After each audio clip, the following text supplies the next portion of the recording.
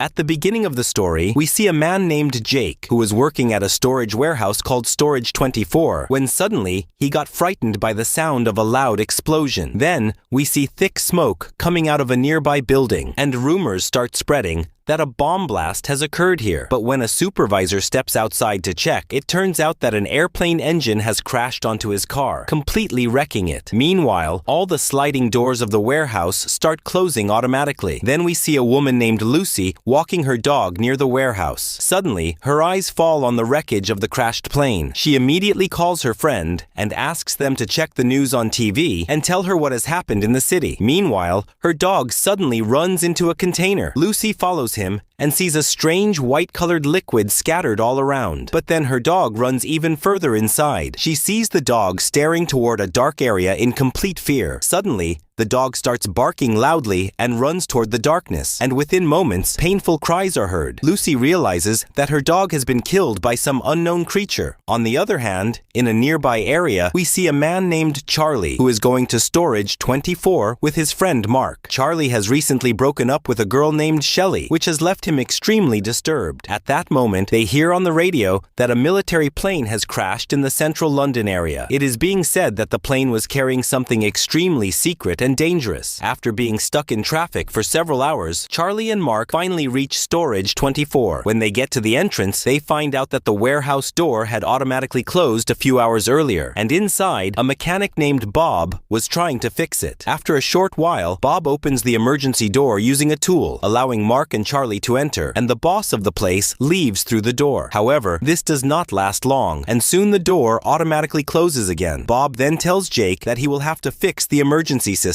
Otherwise, no one will be able to enter or exit the warehouse without his help. Jake takes Bob down to the basement, where Bob notices that the cover of the ventilation duct is broken. He does not think much about it, but then he hears strange noises coming from a distance and asks who is there, yet there is no response from the other side. Bob slowly moves forward, checking each light one by one, when suddenly Jake comes from behind and scares him. Jake then shows him the circuit box and leaves. Meanwhile, on the third floor, Shelley is packing her belongings with her friend Nikki and her boyfriend Chris when Charlie and Mark arrive there as well. Seeing Charlie, Shelley says that she had already messaged him to inform him that she would be coming at this time, so that the two of them would not run into each other. Charlie only wants to know why they broke up, when suddenly the lights go out. At the reception, Jake is cursing his job and then goes down to the basement to check on Bob. He sees Bob sitting on the stairs. When he gets closer, he realizes that Bob has been brutally attacked. Suddenly, a dangerous alien appears in front of Jake. Terrified, Jake immediately runs upstairs and shuts the basement door. But the alien starts striking the door with such force that Jake understands if he stays there, he will not survive, so he immediately runs away. Meanwhile, Charlie and Mark come to the door to leave the warehouse, but the door is closed. They call out, asking if anyone is there, but there is no one. Mark notices that the mechanic Bob's vehicle is still parked outside. He tries calling the number written on the van, but there is no signal on his phone. Suddenly, Chris hears someone screaming outside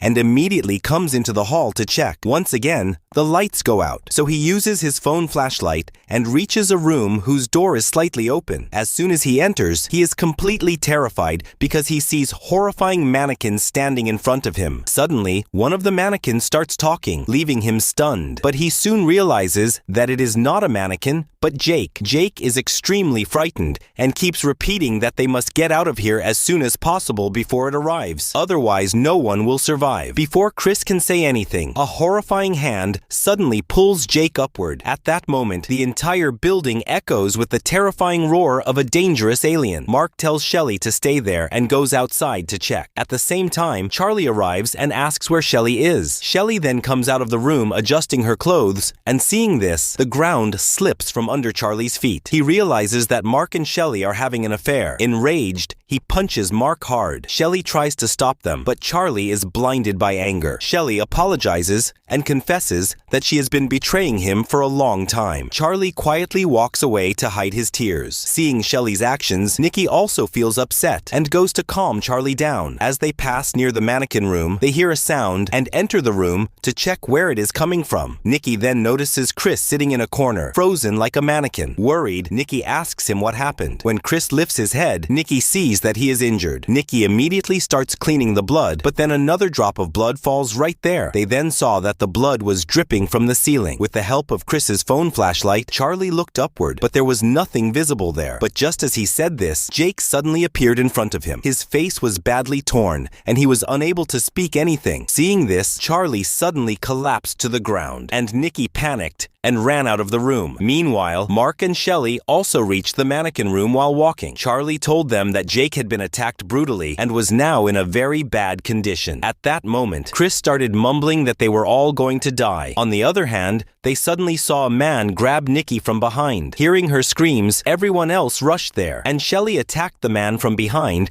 and knocked him unconscious. Nikki said that maybe this was the man who had been scaring everyone and causing harm, but after searching him, they discovered that he had no weapon except a toothbrush. Anyway, all of them together tied the man up. And later, when he regained consciousness, he started muttering like a madman. His name was David, and he was under the delusion that all of these people were working for his wife, Mary. Nikki then realized that this man was mentally unstable, but he was not a criminal. In reality, after his divorce, David had been hiding in a Storage 24 cabin to escape from his wife Mary's lawyers. At that very moment, they again heard the growling sound of an alien, as if something was present inside the ventilation ducts. Charlie told Nikki to close the cabin, and as soon as the door shut, the lights went out. Suddenly, someone started banging violently on the door from outside. Chris, in sheer panic, said that the alien would not leave them alive. As soon as the door broke open, Chris ran into the outer corridor, but by then, the savage alien had already started chasing him. Chris tried very hard to hide, but in the end, the alien managed to find him. The alien came close to Chris and tried to listen to the beating of his heart, and then in a single strike, it ripped his heart out of his chest. On the other side, David told the rest of the group that only his cabin was the only one that could be locked from the inside. He had arranged this setup to protect himself from Mary. Now all of them reached the floor where David's cabin was located, but David was unable to find the correct key. From all directions, they could hear the sounds of that dangerous alien, which terrified everyone. They started urging David to open the door quickly, making David even more nervous. Suddenly, the alien spotted them from a distance, but at the exact moment, David opened the door and everyone rushed inside before the alien could reach them. For now, they were safe, so they decided to plan their next move. Everyone noticed that one wall was completely filled with televisions. David explained that he had been continuously watching the news ever since the plane crash happened. By now, the government had sealed off the central London area and had even sent tanks to deal with the danger that had emerged there. But what exactly the thing was that was killing people, nobody knew. David then said that this was not an alien from this world. He was certain that it was an alien being transported somewhere by plane, and that was why this plane crash was being taken so seriously. Mark then said to everyone whether they were really going to listen to this madman, but no one paid attention to him because all of them had seen the alien with their own eyes. Charlie then said that they had to get out of there as soon as possible, no matter what. He then remembered that when they had entered through the door, Bob had opened it using a device. David added that Bob must have gone to the basement to fix the system. If they could find Bob or his equipment, they could open the door and escape. But the problem with this plan was that they would have to go down 5 floors, and the alien could be anywhere along the way.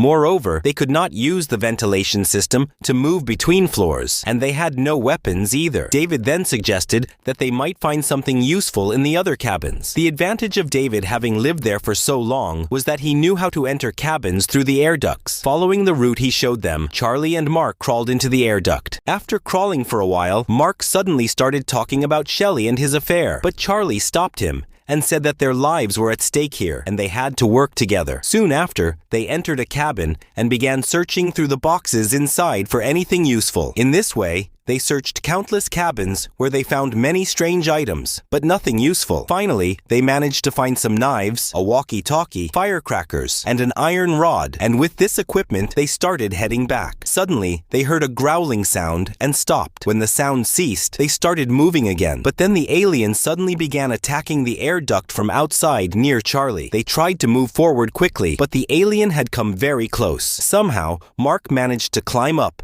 and asked Charlie for the bag containing the collected items. Before he could pull Charlie up, the attack started again, and the alien's finger began entering the duct. At that moment, Mark abandoned Charlie to die there and ran back to save his own life. Mark returned to the cabin and told everyone that he tried very hard to save Charlie, but he could not stop the alien. After mourning Charlie's death for a short while, all of them got ready to go down to the basement. On the other hand, we see that in reality, Charlie had managed to escape from the alien's clutches. Somehow, he reached a cabin and saw that the boxes inside were filled with toys. Just then, he heard the sounds of that savage alien nearby, so he broke the cabin door and came outside. But the alien was already waiting for him in the hallway. Now Charlie had no way to escape, so he placed a teddy bear in front of him. Seeing this, the alien ripped the teddy to pieces in a single moment. During this, a toy dog suddenly turned on by itself and started talking, and seeing such a strange dog, even the alien was slightly shocked. Taking advantage of its confusion, Charlie seized the moment and ran away, and while running, he suddenly collided with Mark. When everyone else saw that Charlie was alive, they were completely shocked. However, they did not have much time, so Charlie warned everyone that the alien was coming in this direction. They all tried to run downstairs, but suddenly, the alien appeared right in front of them. At that moment, David willingly stood in front of the alien and told the others to run away from there. His plan was to insult the alien, and if necessary, even bite it. David knew that this would not save his life, but he thought that if he had to sacrifice himself, he would die in a stylish way. Eventually, the alien attacked and brutally destroyed David's face, and then crushed his head completely. Because of David's bravery, the rest of the people managed to reach the basement. Then Charlie divided his group into two parts and decided to stay back himself with Nikki. The basement was completely dark, and as they slowly moved forward, we saw that the alien was hiding in a corner, waiting for the right moment. Charlie and Nikki found the remaining pieces of Bob's dead body, and putting his disgust aside, Charlie started searching for the device with which they could open the door. Suddenly, the technician came back to life for a brief moment. Charlie was badly frightened, but at least they found the device, which they then carried back to the ground floor. Mark was waiting for them alone, and when asked, he told them that the alien had taken Shelley with it. Charlie became extremely disturbed and was not at all ready to leave Shelley behind in that condition. When Mark tried to stop him, Charlie punched him in anger. Both of them forgot everything and started fighting right there. On the other side, Shelley's body was hanging in the air, held captive by the alien. Quietly pulling out a knife from her pocket, Shelley attacked the alien and somehow managed to save her life. Charlie used the walkie-talkie to tell her to come to the ground floor, and finally she responded. The alien was just about to grab Shelley when the small toy dog appeared in front of it. But this time, Charlie had also planted bombs inside it. Once again,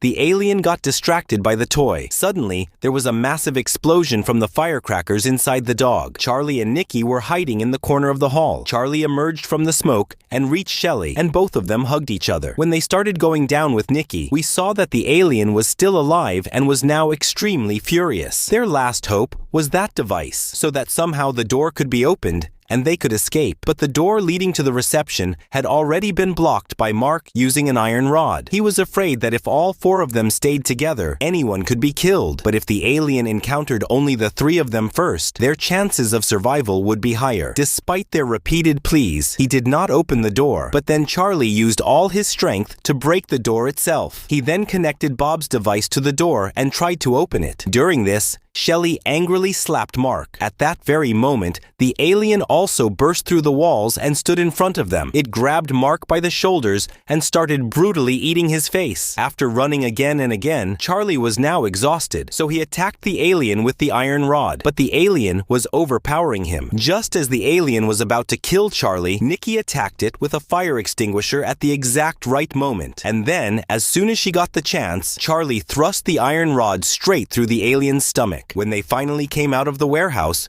they saw that aliens had attacked the entire city. With this, the story comes to an end here.